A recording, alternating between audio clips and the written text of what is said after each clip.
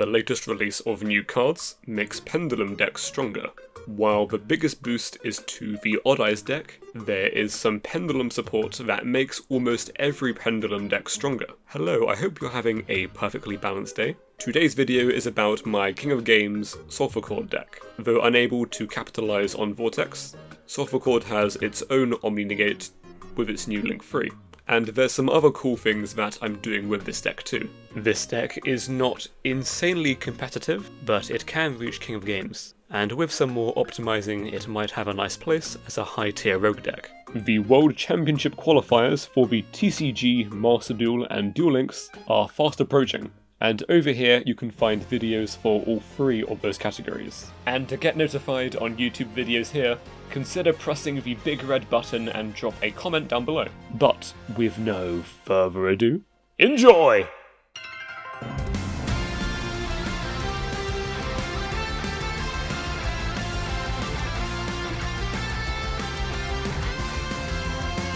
Do not worry if you do not have access to selection box cards, as neither of these two have felt super important.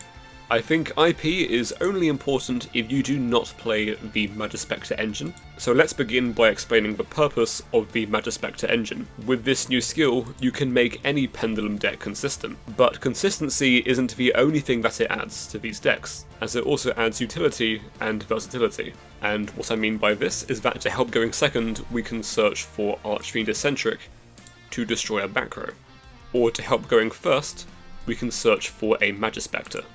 Which is great since Tempest is effectively Solemn Strike, making it a very good defensive tool. You could just play one Toad and one Tempest, but I chose to go a bit further with the engine by playing 3 Raccoon, Fox, and Tornado, because I think this card is also really good.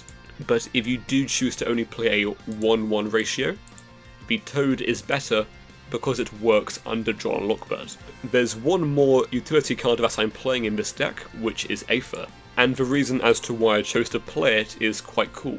The reason is because the large Solfachord monsters all share the same scale effect, which is that when you Pendulum summon a Solfachord monster, your opponent cannot activate any cards and effects. What this means is that in the activation window, when all your on-summon effects activate, your opponent cannot respond to any of it. This means that when you trigger Beyond to destroy 2 of their cards, they cannot chain anything in response. And it also means that when you use Aether effect, when you Pendulum summon both it and a Solfachord monster, they cannot chain anything in response to you banishing their monster. And as for the Solfachord monsters themselves, I am playing 3 of the best ones, which is Cutia, Dreamia, which is an extender to make Beyond. Coolia you rarely can Pendulum summon, unless you boost the scale with Harmonia. But it's the best low scale to have, because aside from being scale 1, it's the best monster to summon with a Link 3, since on the field it is an extra piece of interruption. I use 1 each of a few of the less good names, because it means that I'm able to resolve all 3 effects of Symphony. Symphony, alongside Musica, is a good defensive search option for Gracia, and Harmonia is also a nice search option. I don't search for Elegance much, but I play 3 of it for consistency. I'm trying to draw this card in my opening hand, rather than search it as a utility option. Searching this to draw 2 would be a lot more relevant if I played more trap cards. It's also worth mentioning that this deck can play cards like IDP and Roots, but I don't think that you can play both those and a large Magispector engine. Due to having a few awkward draws, I chose to play a 30 card list, and I've been happy with how the main deck performed. IP and Underworld can be replaced by stuff like Charmers, and or a second Beyond. And even though Beyond is a better card than Musicia, I think this card is still important because it sometimes does the same thing as Beyond without paying 1200. The gameplay today is recorded offline, but you can find where my next livestream is by joining the Discord and checking the upcoming livestream channel. Enjoy the gameplay. Unfortunately, I somehow lost the only good replay I had going second. The rest of my games were either me going first a majority of the time and having a good win rate going first, or going second into a extremely minimalist, boring board and not much really happened there.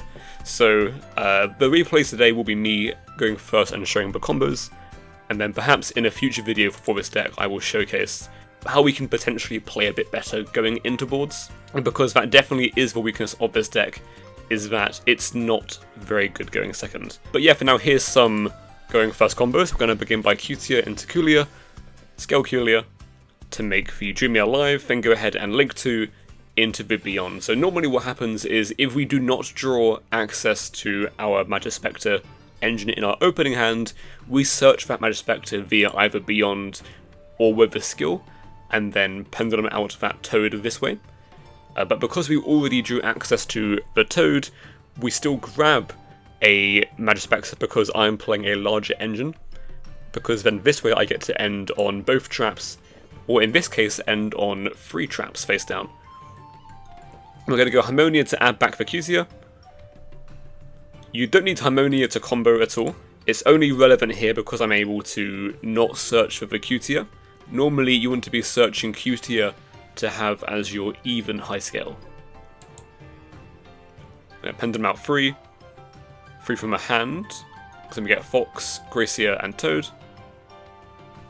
And then as an example for going second, they wouldn't be able to respond to anything here because of the effective Coolia in the scale. So now we're going to go ahead and Link 3 into the Coolia, Grand Solfachord, and then pass. We have a Banish, a Negate of an effect or summon, a Pop, a Negate for anything, and then after we do that Negate we have a half interruption with the destruction effect of Coolia on the field as well. And then we have pretty good follow-up too, because we have the Harmonia to add back to hand to recomplete the Pendulum scale. They're going to go Ancient Gear Engineering, reveal the tanker, put back, add the statue. And I choose not to negate statue at all, because I want to instead make them go through an extra name, because most of the names in the Ancient Gear decks have their effects as hard once per turns. We're going to go into the Dragon here, then go Normal Summon Commander. On Summon I'm going to go the Trap 2 Pop. It's quite important to note that you want to be doing the Pop before you do the Negate, because if you do the Negate first and push this up, then you will no longer have a odd and even scale, so you will not be able to do the Pop from a trap. So that's why we're doing the Pop on Summon here. To clear this, they go Dragon, I go Tempest. Now we have Engineering. Go for Tanker. Tank it into Golem. I go Tornado Dragon on the Golem. I go Chain Duel, I go Chain Negates. And the reason why I did the Tornado on the summon of this was so that they couldn't go Link 2 and get a search with the Ballista. And then after that we have the Coolia to negate the Duel. Now, you could say that I was quite lucky here because they didn't open access to Fortress, but I think you're not too bad into Fortress as this deck, because you're able to pop Fortress. They do get to summon, but it's not the worst. You also have a negate for Fortress as well, so it's cool that this deck is able to interact with Fortress. I think that an issue that many decks have against Ancient Gear is that they don't have a good interaction into Fortress, whereas this deck has 2, which is quite nice. And then on to replay number 2. So, as previously mentioned, I was unfortunately not able to garner a good going second replay for today's video. Unfortunately, like I mentioned, I somehow lost the only good one that I had. It was against Salamangreat, and the only time that I didn't go first was against Red Dragon Archfiend, which was pre-ban list, and the Void Ogre does not make the board beatable. It's a bit more beatable without Void Ogre post-ban list, because you can potentially choose a win or two using that Aether with the low scales to clear off either the Hot Red or the Abyss, but it's still not super great trying to play into a RDA board, because they will most likely have some sort of tech card behind it. This here is the normal kind of combo again, which is what happens when you either open access to one Magispector and then skill search for your other one, or you have access to Beyond and Scales before you use the skill, and therefore you can use Beyond to grab either Fox or Toad, and then use the skill to grab the other one.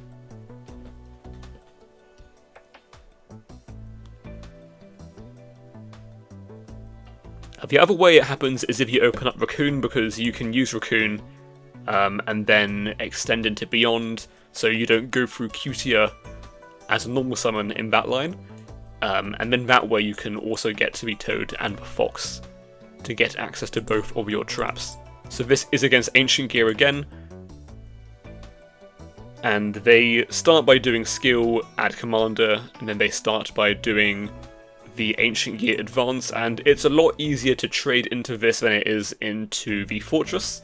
As mentioned in the last replay, we do have plays to make in response to Fortress, only really the negate is the good one.